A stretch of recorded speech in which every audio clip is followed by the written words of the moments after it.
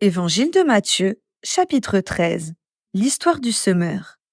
Ce jour-là, Jésus sort de la maison et il va s'asseoir au bord du lac. Des foules nombreuses se rassemblent autour de lui. C'est pourquoi il monte dans une barque et il s'assoit.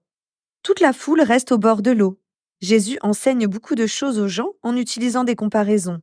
Il leur dit: Le semeur va au champ pour semer. Pendant qu'il sème, une partie des graines tombe au bord du chemin. Les oiseaux viennent et ils mangent tout. Une partie des graines tombe dans les pierres là où il n'y a pas beaucoup de terre. Elles poussent tout de suite parce que la terre n'est pas profonde, mais quand le soleil est très chaud, il brûle les petites plantes et elles sèchent parce qu'elles n'ont pas de racines. Une autre partie des graines tombe au milieu des plantes épineuses. Ces plantes poussent et les étouffent.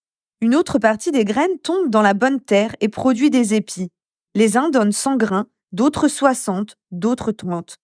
Et Jésus ajoute: Celui qui a des oreilles, qu'il écoute. Pourquoi Jésus utilise des comparaisons? Les disciples s'approchent de Jésus et lui demandent: Pourquoi est-ce que tu leur parles avec des comparaisons?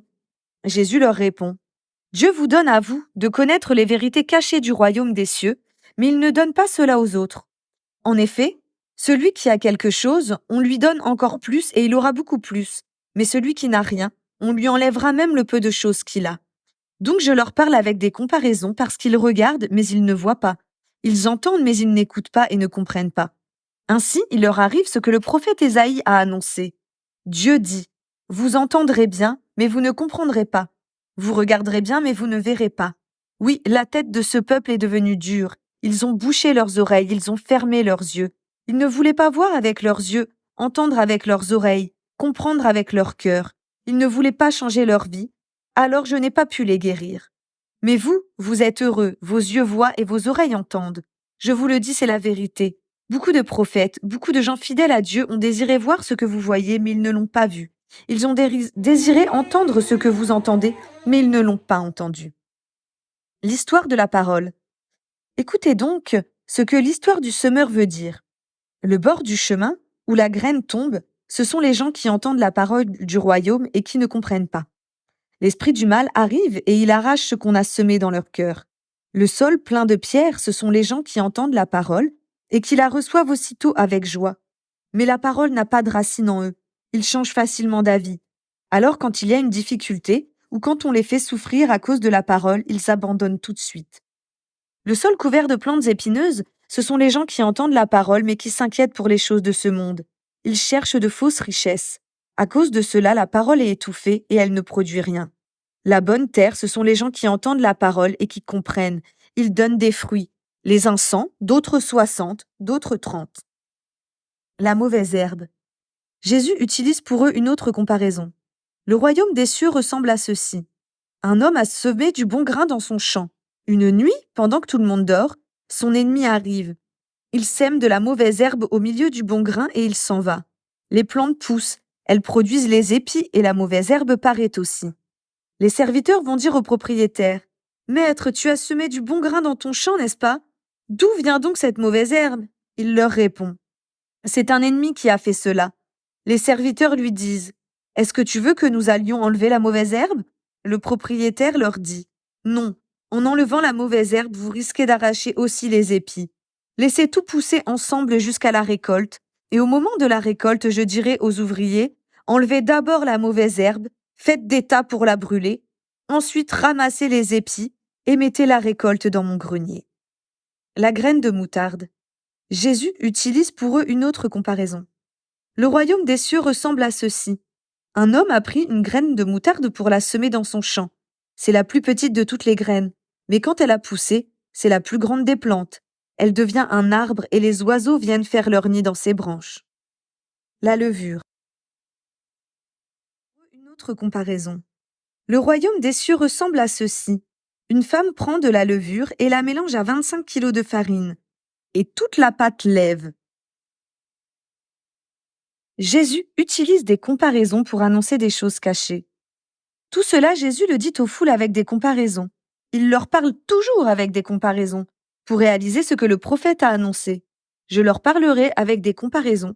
J'annoncerai des choses cachées depuis la création du monde. Jésus explique l'histoire de la mauvaise herbe. Alors Jésus laisse les foules et il s'en va à la maison. Ses disciples s'approchent de lui et lui demandent « Explique-nous l'histoire de la mauvaise herbe dans le champ. » Jésus leur répond « Celui qui sème le bon grain, c'est le Fils de l'homme. Le champ, c'est le monde. Le bon grain, ce sont les gens qui appartiennent au royaume. La mauvaise herbe, ce sont les gens qui appartiennent à l'esprit du mal. L'ennemi a semé la mauvaise herbe, c'est l'esprit du mal. La récolte, c'est la fin du monde, et les ouvriers, ce sont les anges. On a ramassé la mauvaise herbe pour la brûler dans le feu. Eh bien, la même chose arrivera à la fin du monde. Le Fils de l'homme enverra ses anges. Ils enlèveront de son royaume tous ceux qui font tomber les autres dans le péché et tous ceux qui font le mal. Ils les jetteront dans le grand feu. Là, ces gens pleureront et ils grinceront des dents. Mais ceux qui sont fidèles à Dieu brilleront comme le soleil dans le royaume de leur Père, celui qui a des oreilles qui l'écoutent. Le trésor caché. Le royaume des cieux ressemble à ceci. Il y a un trésor caché dans un champ. Un homme trouve le trésor et il le cache de nouveau. Il est plein de joie. Il va vendre tout ce qu'il a et il achète ce champ. La perle. Le royaume des cieux ressemble encore à ceci. Un marchand cherche de belles pierres. Il trouve une perle qui a beaucoup de valeur. Alors il va vendre tout ce qu'il a et il achète la perle. Le filet. Le royaume des cieux ressemble encore à ceci. On jette un filet dans le lac et il ramène toutes sortes de poissons. Quand le filet est plein, les pêcheurs le tirent au bord de l'eau, ils s'assoient, ils ramassent les bons poissons dans des paniers et ils rejettent ceux qui ne valent rien. À la fin du monde, ce sera la même chose. Les anges viendront séparer les méchants et les justes. Ils jetteront les méchants dans le grand feu. Là, ils pleureront et grinceront des dents. Conclusion.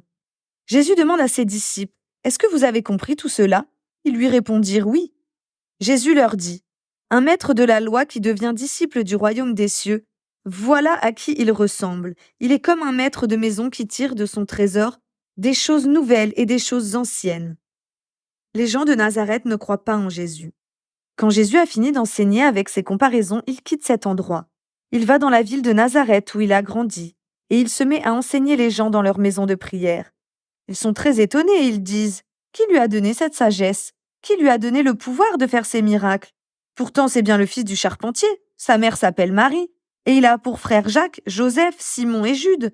Ses sœurs vivent toutes chez nous.